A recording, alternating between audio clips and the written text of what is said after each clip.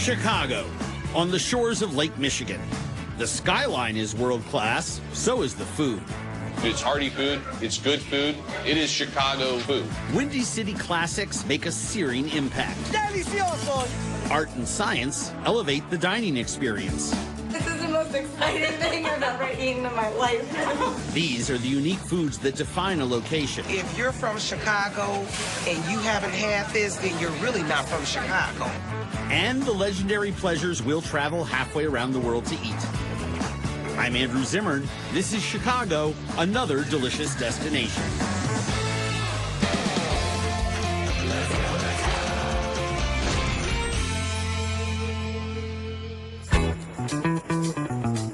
Chicago, that stormy, husky, brawling city of big shoulders. Located at the mouth of the Chicago River, in the early 19th century, it became a commercial port and later America's food distribution hub.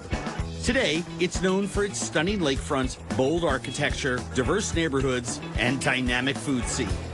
Delicious Destinations has already brought you to Chicago for deep dish pizza, world-famous hot dogs, and Italian beef sandwiches. The Windy City has so much more to offer food lovers, we've booked another ticket. We love our pizza and our hot dogs and our steaks.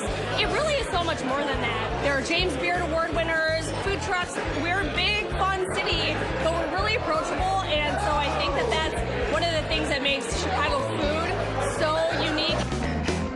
Chicago was built on the commercial beef and hog industries. Starting in 1865, the Union Stockyards, operated by the railroad companies, processed more meat than any city in the world, and the Maxwell Street Polish was born. A smoked sausage in a white bun with griddled onions and yellow mustard is emblematic of that history. Maxwell Street Polish is like an institution in Chicago. It's like the Bears. My first one, I was probably about 11 years old. I've been hooked ever since. Immigrants peddled hot dogs from push carts as early as the 1890s. They plied the city's west side, where Jewish immigrants formed an open-air market for bargain goods. In 1912, it became known as the Maxwell Street Market, and it's where the Maxwell Street Polish was born. Jim's Original opened on Maxwell Street in 1939 and is popularly credited with inventing the local icon. The market was relocated to make room for a university expansion in 1994, and Jim's moved just a block away. The area has changed. Chicago's foods have changed, but we haven't changed. We try to keep the same thing my grandfather started so many years ago. Owner Jim Christopoulos' grandfather, Jimmy Stefanovic, emigrated from Yugoslavia during the Great Depression. He bought his aunt's hot dog stand and had a Polish butcher create a uniquely seasoned pork and beef kielbasa. He adds the mustard and the grilled onions and starts selling what is now known as the Maxwell Street Polish sausage. Today, the sausages are made off-site with the original recipe, and he cuts them into third-pound lengths before grilling. It's hearty food, it's good food, it is Chicago food. When people come to Chicago, they come here. Cooking a Maxwell Street Polish starts with onions. 400 pounds of Spanish whites each day. The onions get a splash of corn oil and are cooked up on a hot griddle. This is the key to our sandwich. They end up really sweet, they melt in your mouth. The Polishes are hard seared on the flat top until they form a sturdy crust. A happy sausage makes a happy sound. Now that we got a bun, time to slap some mustard on it. And we'll get a nice hot Polish sausage, and then we gotta pick some of the best onions in the world. Slap them on there too. And a nice hot pepper. And there's your Polish sausage. My favorite is definitely the bite, just how juicy it is. The onions are really amazing. If Chicago would take this away, it would be like losing a friend. I have been coming to Jim's for the last 20 to 25 years. The taste is a cut above the rest. It's like better than breakfast at Tiffany's. Their famous sausage was just one of many foods born at the original Maxwell Street Market. The tradition continues in its new location, 3 blocks north of the original and a world away from its Jewish roots. It's now a Mexican fiesta, bridging the old and new Chicago, especially when it comes to food. Like this local favorite, tacos al pastor, marinated pork with pineapple, garnished with onions and cilantro in a tortilla. If you're from Chicago and you haven't had this, then you're really not from Chicago. The tradition started when Lebanese immigrants brought shawarma, meat cooked on a vertical spit, to central Mexico. Locals adapted the recipe, dubbing it al pastor, Spanish for in the shepherd style. In the early 20th century, Mexicans coming to Chicago brought the recipe with them. And now the Windy City is home to the second largest population of Mexican-born immigrants in the United States. Many say the best al pastor in Chicago is served Sunday mornings at Ruby's, a fixture at the new Maxwell Street Market. Yes, yes, yes! Tacos y quesadillas, hay asada, chicharrón, flan de calabaza, huitlacoche, nopales, don al pastor. I love you, America. Yes, yes! Gilberto Ramirez's family emigrated from southern Mexico 30 years ago. They began selling produce at the market and then added tacos and quesadillas to earn extra money. Gilberto's daughter, Evelyn, grew up in the business. When my parents got here in the 80s, I don't believe they thought we were going to be this successful. We are humbled by it every day. This is the American dream. Their American dream is built on a 30-pound mountain of pork al pastor. The family spends 4 days preparing it. It has been marinated in chile guajillo, which is a dry chili from Mexico. Orange juice is in there. We have garlic. Grandma will kill us, so we can't tell you all the secrets. The stacked slices of pork butt turn on a special spit the family brought from Mexico. You top it off with pineapple. Gilberto prides himself on cooking with charcoal, not gas, making their al pastor smokier and more flavorful. And you just see the juice of the pineapple just rolling down. 10 minutes later, the outer edges are crispy, and Gilberto carves it. He's done this for 20 years. He's the expert. Evelyn caramelizes the pork with more onions and pineapple. You gotta make sure you have the pineapple in there. Otherwise, it's not al pastor. The al pastor continues to crisp while Evelyn makes corn tortillas from fresh masa. 2 minutes on the comal, and they're light and crispy. Evelyn fills the tortilla with the pork mixture, cilantro, and red onions. So the pineapple gives it just a little bit of sweetness, but it kind of cools out the spice. All the flavors meshed together is the perfect combination. What really makes it is the tortilla. It's still hot, warm, kind of gooey. Tacos al pastor is very important in Chicago. It's a very rich Mexican community. A lot of our families are immigrants, so we can't afford to spend $40, $50. You still get your bang for your buck, and you just have a great food. In Chicago, from sausages to tacos, pork is king. Surprisingly, some of the city's favorite food comes out of an aquarium-style smoker, but it has nothing to do with fish.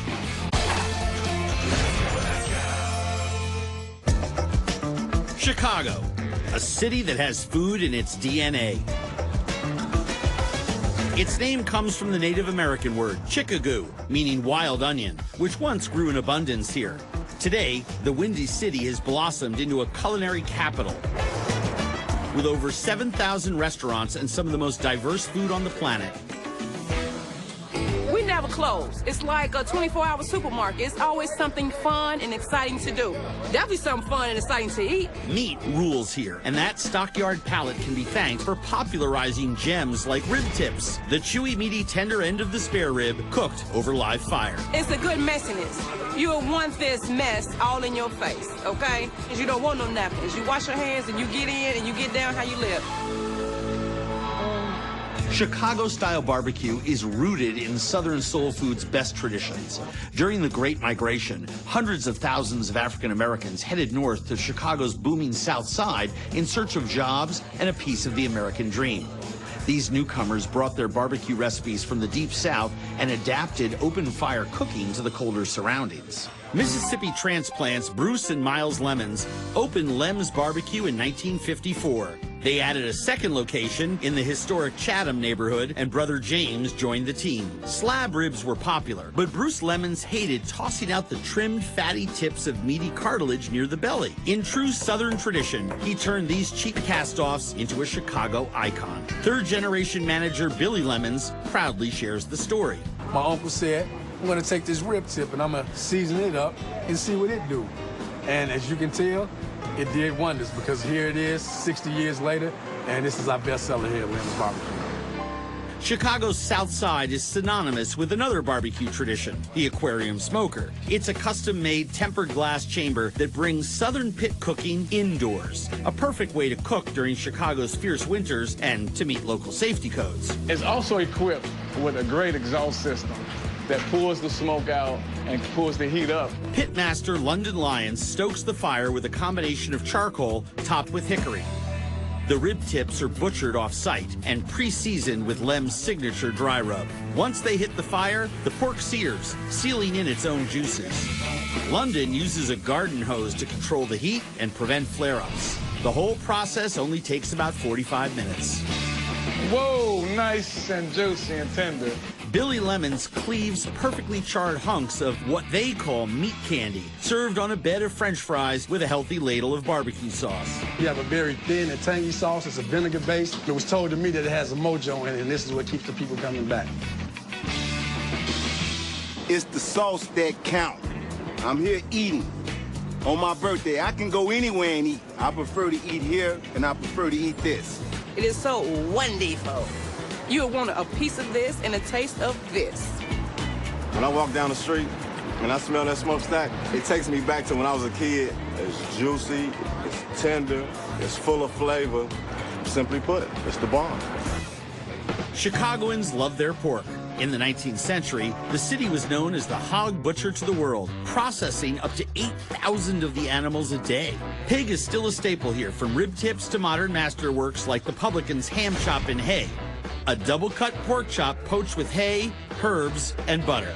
We are sophisticated here in Chicago, but we are down to earth, and a dish like this says both. Philip Armour founded Chicago's largest meatpacking company in 1867, developing efficient assembly line slaughterhouses where a hog could be processed in under 10 minutes.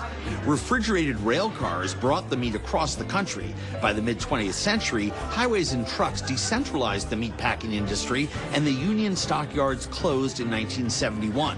But Chicago's meatpacking legacy survives on menus across the city.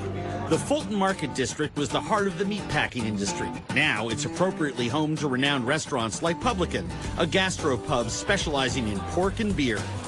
Chef Paul Kahn and business partner Donnie Medea were already running an acclaimed restaurant group when they planted their flag on Fulton. Fulton Market District is the hottest neighborhood in the country right now. Kahn, a native Chicagoan, grew up in the deli and smokehouse business, so he blends the classics with contemporary cooking. It really still is a homage to the meatpacking business, and in fact, the ham chop is a giant defining part of that. The dish blends old-world ingredients with modern techniques.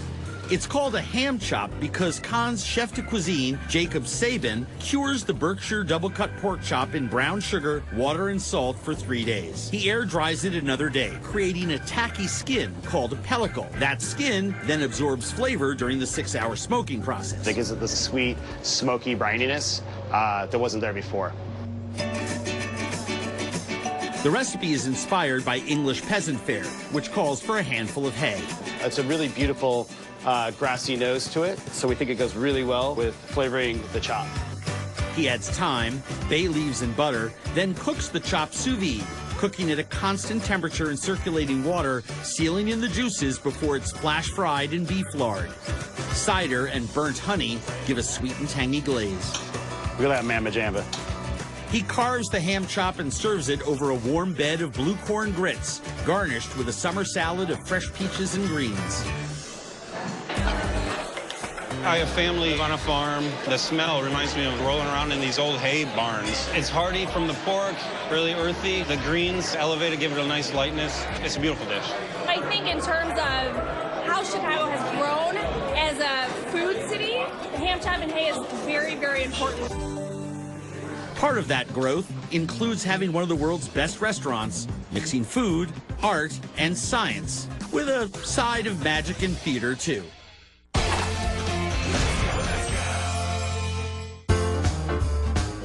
The world's first Ferris wheel and the nation's first skyscraper were created here. Chicagoans are risk takers.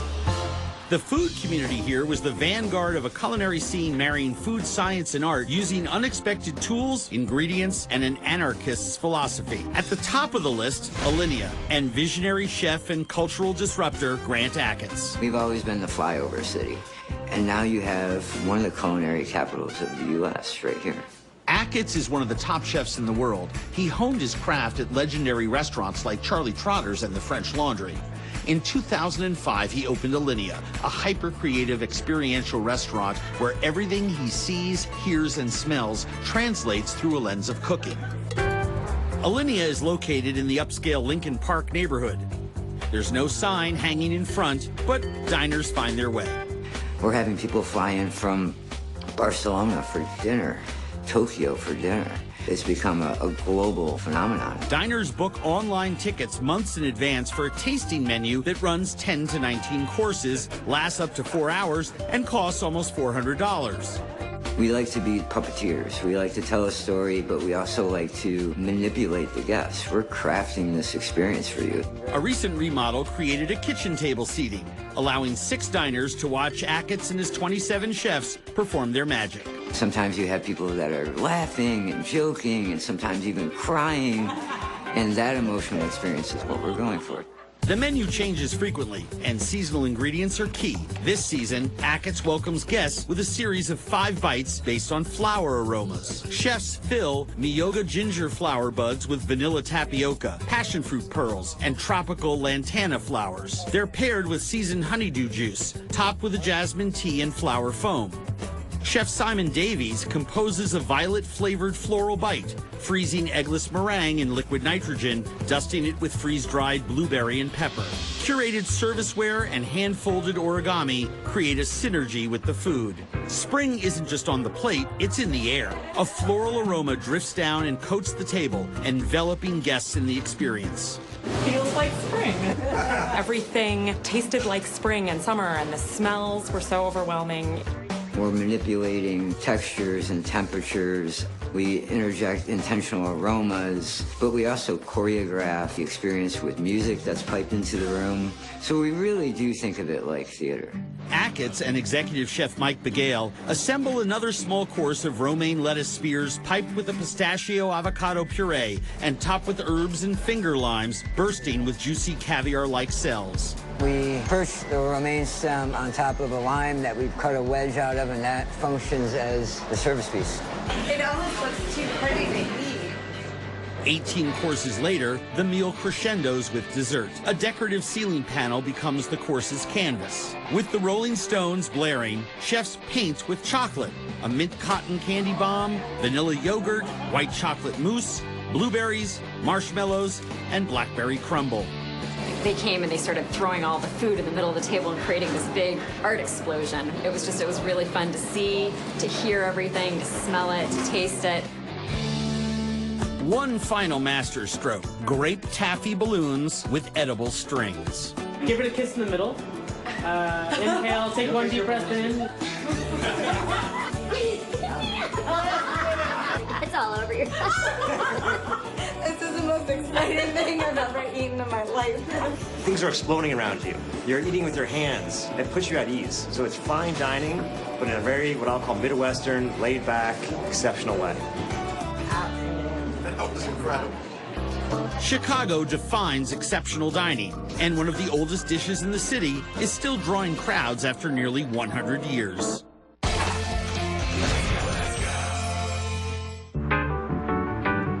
Chicago's Gold Coast, nestled against Lake Michigan, earned its moniker because it was the most affluent area in the city.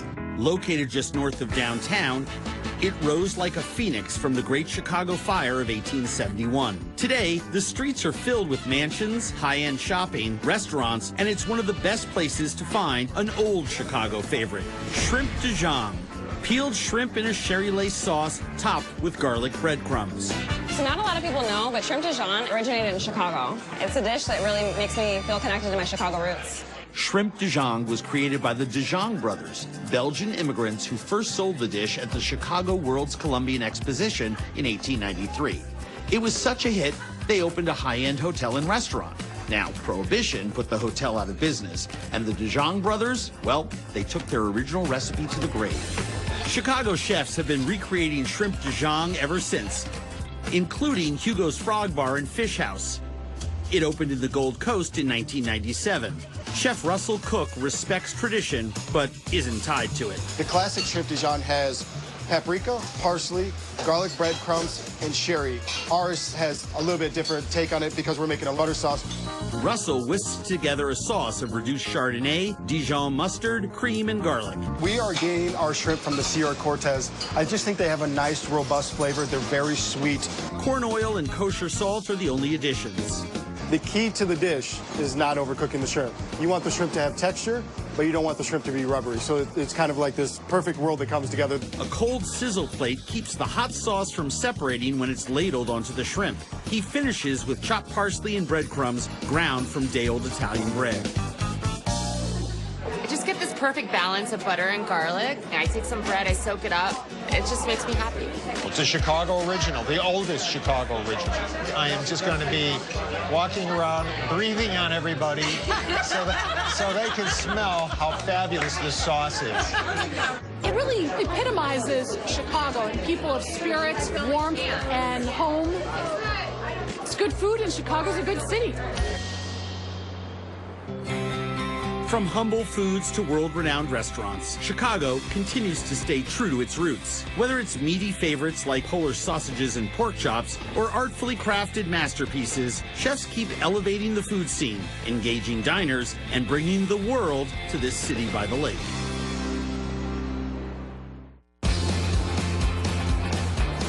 The Jersey Shore, where a merry-go-round of flavors take the kid in you for a whirl. It is soft and chewy. It sticks to your fingers, so you have to lick them, and it's fun.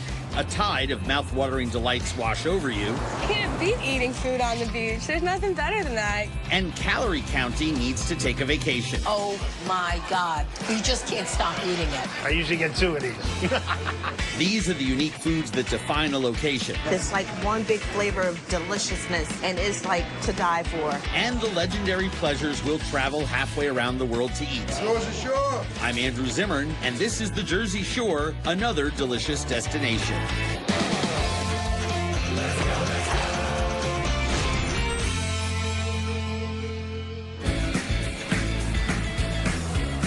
The Jersey Shore is 140 miles of white sand and pure joy, dotted with bustling boardwalks, carnival rides, and decadent treats. For millions of vacationers heading down the shore, Jerseyites never say to the shore, has been a summer rite of passage for more than a century. The Jersey Shore is great. It brings back memories of when I was a kid. Diverse coastal towns from Sandy Hook to Cape May offer something for everyone, from high rollers to wave riders. And unforgettable food, steeped in nostalgia, fuels the fun all season long. You got good food, good weather, good friends around you. What else could you ask for? Near the center of the shore is Atlantic City, America's original playground. Hosting tycoons, presidents, and the Miss America pageant, it transformed the Jersey Shore into a premier resort destination. Though the city has seen many changes over the decades, echoes of its gilded age live on in dishes like lobster thermidor. Lobster meat sautéed in a rich cream sauce and broiled in its shell. You come to Atlantic City and this is kind of a dish that you get, that you can't get anywhere else, and you're back in the 1920s maybe. In the 1850s, entrepreneurs started developing the city, bringing 2 railroads, grand hotels, and all kinds of entertainment and dining adventures. Seafood was plentiful on the East Coast, and lobster thermidor, invented at Paris's Chez Marie restaurant in 1894, became a star in New York City before making its way to the Jersey Shore. The Atlantic City institution, Knife and Fork, embraces the grandeur of that era. When you walk through the doors of the Knife and Fork Inn, you immediately feel the glamorousness of the 1920s that it just kind of permeates through the walls. Owner Frank Doherty comes from Atlantic City's oldest family of restaurateurs. My great-grandfather opened Doc's Oyster House in 1897, which is right up the street. Built in 1912 as an exclusive men's club for the city's power brokers, the Knife and Fork was a well-known speakeasy during Prohibition. Doherty bought and restored the building in 2005 and turned it into a modern steakhouse, preserving historic architectural details and offering lobster thermidor on the menu. It fits in perfectly with the decor and the elegance of the Knife and Fork. Chef Jim Hunsinger starts with a 2.5-pound North Atlantic lobster, boiled for 6 minutes. We're going to plunge him into some ice water just to stop that cooking immediately, so that meat will pull away from that shell. He cleans the lobster cavity, careful to keep the shell intact, which will be used to house the finished dish. Tail, knuckle, and claw meat are extracted and chopped. The sauce starts with shallots, leeks, mushrooms, sherry, and Dijon mustard. Tarragon and heavy cream are hallmarks of the traditional French recipe, along with copious amounts of butter. It's definitely not calorie-free. It's still a rich dish. He reduces the sauce until it has just the right consistency to cling to the lobster meat. As if all that cream sauce wasn't decadent enough, Jim tops the lobster with his variation of béarnaise sauce, which we are going to brown quickly right under the broiler. And here we have the lobster thermidor. my taste buds say like, ooh la la. And it's nice. The sauce is very, very creamy. It's one of the, dishes that's always been found here at Knife and Fork at the Jersey Shore. And you come in, and it's like you step back in time into Atlantic City's past. I'm from Point Pleasant Beach, which is like, seashore America, and I can't get the Thermidor. I can get lots of lobster, but not like this. From highbrow indulgences to takeout Italian, Atlantic City has food to fit every taste and budget, including this boardwalk beauty, the Italian sub, a crusty sandwich of cold cuts and cheese.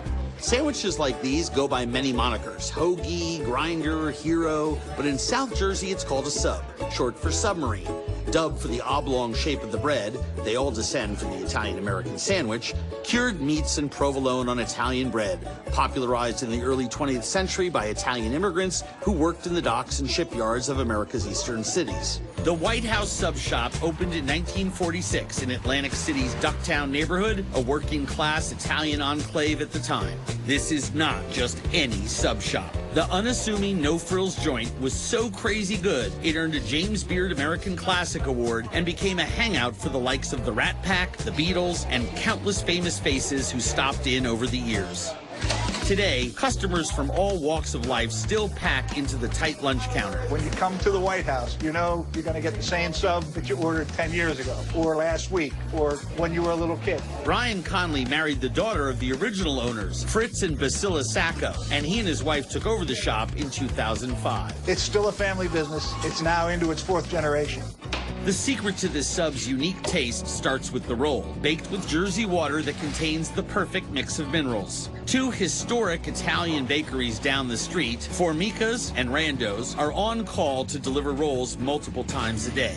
This bread can only be made in Atlantic City. For some reason, it's either the water, the air, the atmosphere, combination of all 3, but it can't be made anywhere else. To build the regular, an Italian sub with cold cuts, cheese, lettuce, tomato, and onions, Brian does more than just slice open the roll. You need to peel out the excess insides, the dough, if you want the bread to envelop the ingredients. He keeps the bread moist with a splash of soybean oil and piles on iceberg lettuce and provolone cheese. A true Italian sub needs at least 3 types of fresh sliced cold cuts. First, a layer of cotechino, a coarse pork bologna. If you're local, you call it gougine.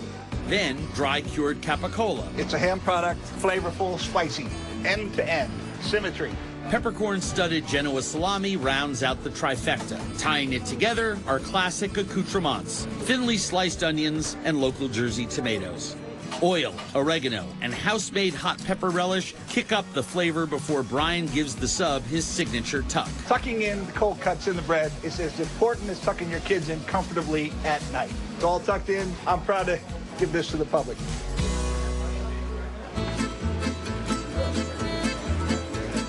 It's all kinds of great, fresh Italian meats. The bread is the key here in Atlantic City. There is absolutely nothing like Atlantic City bread. I feel I'm a connoisseur of the Italian sub. And this one's so special is the combination of the bread, the meats, and the hot peppers. It gives me that special, nice zing taste in my mouth that I can't get anywhere else. Once you bite it, everything just marinates in your mouth. It's like one big flavor of deliciousness, and it's like to die for. You can bite into so many tasty legends here on the Jersey Shore, including one sticky sweet that's oddly named for an ingredient it doesn't contain.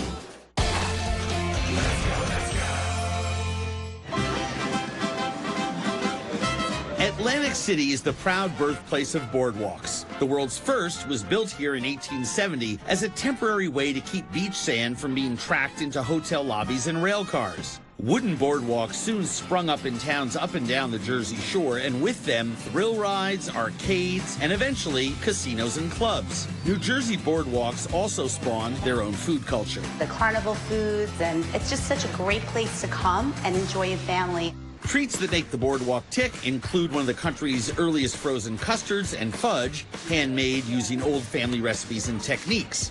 But the treat made famous in Atlantic City is saltwater taffy, a chewy confection and portal to simpler times. It was always a tradition, pick out your favorite flavors, and then we would all walk up and down the boardwalk and eat our taffy. The term saltwater taffy was coined in 1883 when an Atlantic City candy shop was flooded. The sea air made the candy extra sticky. So when a little girl asked to buy some taffy the next day, owner David Bradley suggested she try some of his special salt water taffy. Though it never contained any actual salt water, the clever branding was adopted by other local candy makers to promote it as a Jersey Shore original. The two original candy dynasties, founded by Joseph Freilinger and Enoch James, each created their own unique saltwater taffies. They still exist today, both owned by the Glazer family, which maintains the two distinct brands. At their historic factory on the Atlantic City Boardwalk, they produce thousands of tons of taffy and other treats every year. We have been here longer than any other company in Atlantic City now. We've had stores on this boardwalk since basically there was a boardwalk. As president of James Candy Company and a fourth-generation confectioner, Frank Glazer is passionate about making Freilinger's 130-year-old saltwater taffy recipe. All their taffy is a mixture of sugar and water dissolved in a corn syrup and cream base. Of course, there's also salt. It all cooks over high heat in a steam kettle. Salt, and there's water in saltwater taffy, but no ocean water. Frank adds butter and more sugar with some lecithin. As an emulsifier, keeps the fats from separating from the rest of the batch. The mixture comes together as it heats up. Once it's hot enough, a valve at the bottom of the kettle is opened, and the molten taffy flows into a pressurized copper vacuum chamber that quickly reduces the barometric pressure. But when you suck it out with a vacuum, it flashes off the rest of the water. They used to do all of this over an open fire. While the technology has sped up the cooking process, workers still scrape out all 100 pounds of the gooey mixture by hand. You can tell with the little strings on it that it's cooked perfectly. The taffy heads to a 110-degree warming room to rest overnight, so the flavors can be mixed in before the candy hardens.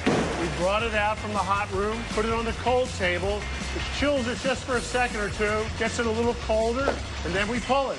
Before Enoch James introduced pulling machines in 1907, candy makers would pull taffy by hand from hooks. The machine goes through 100 revolutions a minute to aerate the taffy to its light, chewy consistency. While it's being pulled, Frank adds the specific flavoring and coloring to each batch. From the pulling machine, we put in the batch roller. For the striped taffies, they lay small ribbons of a second color on top before it gets rolled. One roller is customized to make Freilinger's signature long and skinny taffy pieces. It can shape, cut, and wrap 700 pieces a minute, from traditional flavors like molasses, vanilla, or root beer, to newcomers, cookies and cream, and pina colada. Fresh batches are shipped worldwide and make their way to Freilinger's boardwalk candy shops.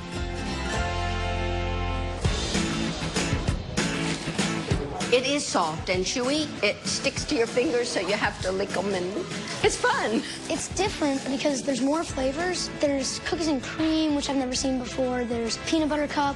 There's everything. Every time we come to Atlantic City, our first stop is Freilinger's. It just melts in your mouth. It's just so soft, and it's creamy. Jersey Shore saltwater taffy. It's marriage. It's beautiful.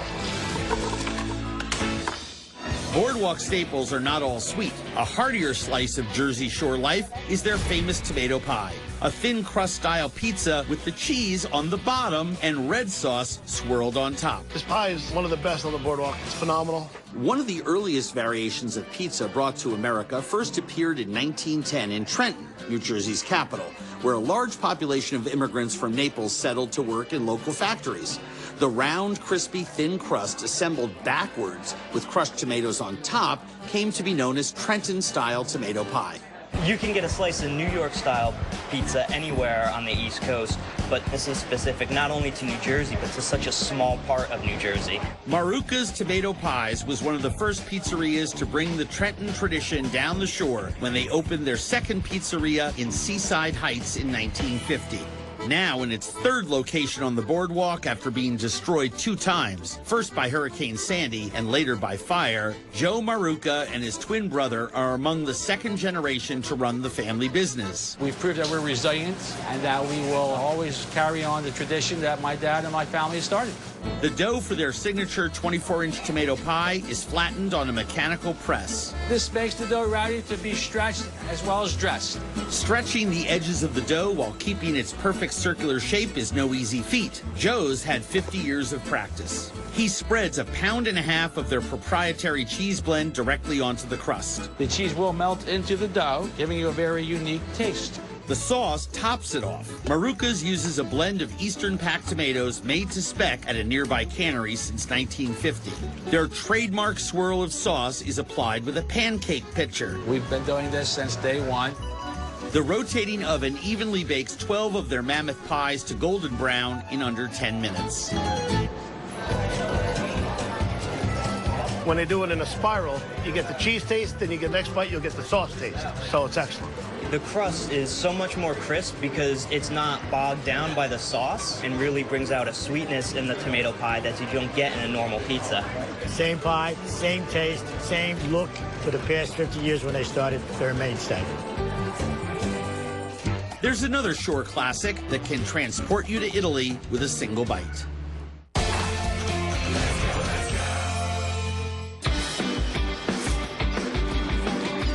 Centuries before beaches, boardwalks, and a reality TV show made the Jersey Shore famous, its waters were an abundant source of seafood. It's still a backbone of the coastal economy. Local shellfish were the perfect ingredients for dishes brought here by Italian immigrants. One of the most famous dishes on the shore is linguine and clams, a garlicky pasta dish overflowing with the succulent mollusks. If you like clams and you like pasta, this is the dish for you. Known in Italy as linguine alla vongole, the pasta dish is a signature of coastal Naples, traditionally served at Christmas Eve feasts. Now, with nearly half of New Jersey's population claiming Italian heritage, linguine and clams is a popular menu staple. Point Pleasant in the northern part of the shore still maintains its fishing village vibe and Italian heritage. Spano's Ristorante Italiano has been a popular outpost for Old World Italian cooking since 1989. It's the absolute closest I can get to my grandmother's recipe here. Owner Joe Spano has been weaned and raised on his family's Neapolitan cooking and boundless sense of hospitality. My father worked the front as a maitre d'. My mother was always in the back rolling meatballs, and the tradition goes on. Now I have my son Frankie with me. His mother's recipe for linguine and clams calls for a mix of fresh top neck and little neck clams pulled from local waters. Open up the clam. This is called a veil. Pull the veil down, cut the muscle from all four ends, and we pull out the meat like so. The smaller little neck clams are tender and often sweeter. The larger top neck clams provide the briny bulk of the meat for the dish. When I was a kid, I used to work at a clam stand shucking clams, so I got a lot of practice opening clams. Joe starts the pasta cooking. It's a dry pasta imported from Italy. We also make fresh pastas for other dishes here, but we find that with the linguine clams, a good dry pasta works good. His sauce is fast and flavorful. Just slices of garlic, cooked in olive oil, and a dash of crushed red pepper. Fresh garlic makes every dish taste better. Chopped clams absorb the sauce they're cooked in. Clams in the shells retain their briny, bright clam flavor. He adds herb-infused clam juice. And then we just finish it off with a little bit of white wine. When the clams start to steam open, Joe knows the pasta is al dente. And that's it. Simple dish made in every Italian household in New Jersey.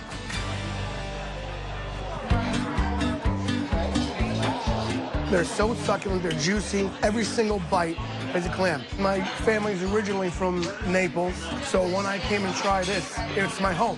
I don't know how he makes these clams, but it just soaks up all the flavor from the dish, from the garlic, from the herbs and spices. The clams are a local Jersey specialty. The pasta's cooked just right, and the white wine sauce really gives it just the right amount of flavor. It's really nice to say these are from Jersey, and being a Jersey girl, I love eating it. On a roll for over 165 years, one Jersey Shore tradition is sandwiched firmly in the hearts and stomachs of the locals.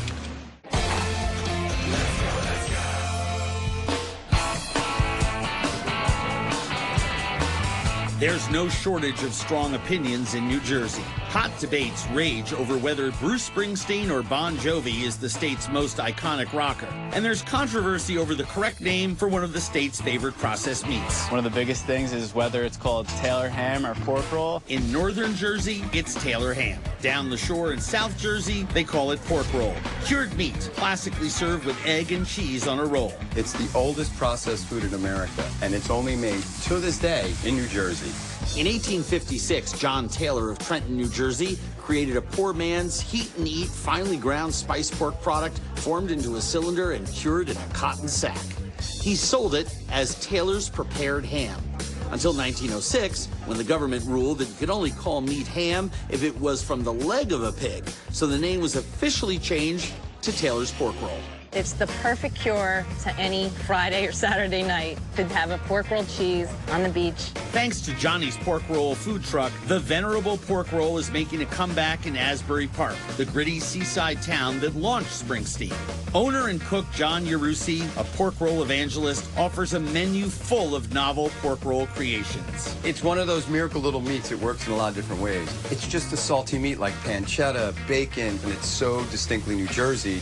When it comes to the cult classic pork roll breakfast sandwich, John sticks with tradition. He preps the 6-pound log inside its signature packaging. It has to be cured in a cotton sack like this in order to be called pork roll. He scores the edges 3 times to peel off the sack before slicing it thin. The scored slats prevent the meat from curling up when it's cooked. Some people do 1 cut, they call it the Pac-Man. Some people like 4, they call it the fireman's badge. I'm more of an in-betweener. He griddles the Taylor pork roll slices until they're slightly blackened to allow the sugar and spices to caramelize. It's also what gives the pork roll a crunchy element with the egg and the cheese. Then, 2 slices of white American cheese. This will act as the glue to keep the sandwich together. Plus a runny fried egg, all piled onto a hard Kaiser roll with SPK, Jersey shorthand for salt, pepper, and ketchup. This is what I call the reveal. It's the Shore sandwich. Whenever I get home, I have to get a pork roll, egg, and cheese. Pork roll is New Jersey's bacon. I usually eat it for lunch at the beach, but it's also really good in the morning. It's probably the best hangover cure. Right on the beach. Get up in the morning, get sunrise. Pork roll, egg, and cheese. That's all you need.